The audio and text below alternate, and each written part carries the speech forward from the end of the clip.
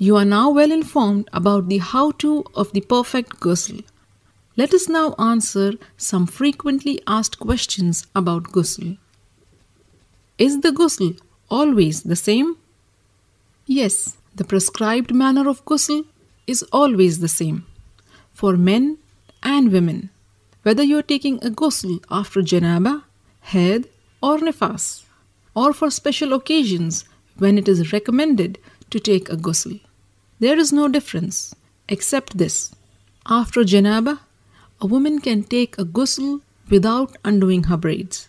After haid, it is mustahab for the woman to use a piece of cloth scented with musk to perfume the site of menstruation. If during ghusl we experience something that nullifies wudu, do we need to repeat the ghusl? Nullifiers of wudu do not invalidate your ghusl. In such a case, you will complete your ghusl and then renew your wudu for the salat. Is it obligatory to rinse the mouth and nose? What if I forget to rinse at the beginning of the ghusl? Ghusl is not valid without rinsing the mouth and nose. Just like wudu is not valid without them, because the inside of the mouth and nose are parts of the body which must be purified.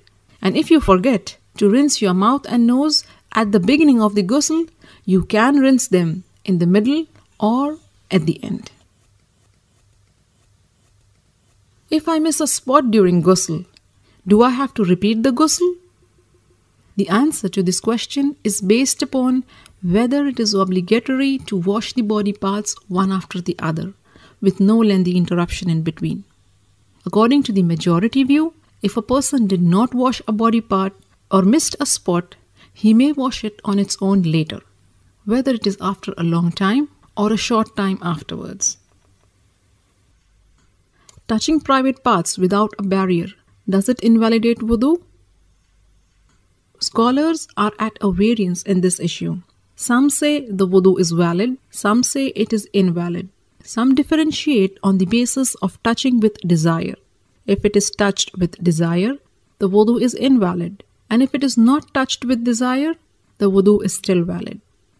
Shaykh Ibn al-Uthaymeen rahimahullah says, it is mustahab to make wudu in all cases, whether one touches with desire or not.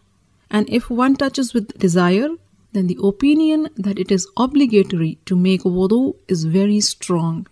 And renewing the wudu in such a circumstance is being on the safe side. I have found many du'as for ghusl. Some say there is no du'a. Please clear my doubts. There is no du'a narrated in the sunnah specifically for ghusl. Bismillah is mustahab when you begin. Is ghusl enough to offer salat?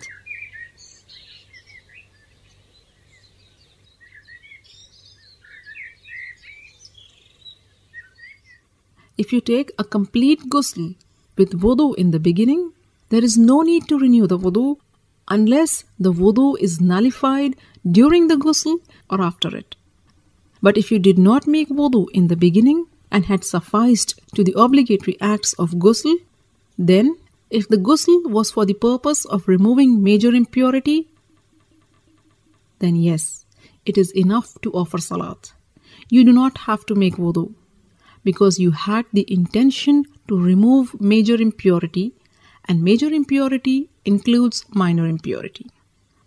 But if the ghusl was not for removing major impurity, like when you take a ghusl for Eid or for Jum'ah or just to cool off, then no, it is not enough for salat.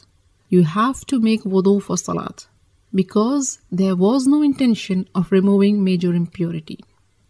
With this, you are now well informed about the how-to of the perfect ghusl. In the next video, you will find answers to all the feminine questions the sisters have sent in regarding ghusl. For more how-to guides, subscribe to the Striving Muslimah YouTube channel or get yourself to the strivingmuslimah.com and subscribe to the mailing list. I will keep you updated about all the latest videos and interesting articles. Don't forget to share this how-to guide with your family and friends. By sharing this video, you are helping your friends and family in their deen.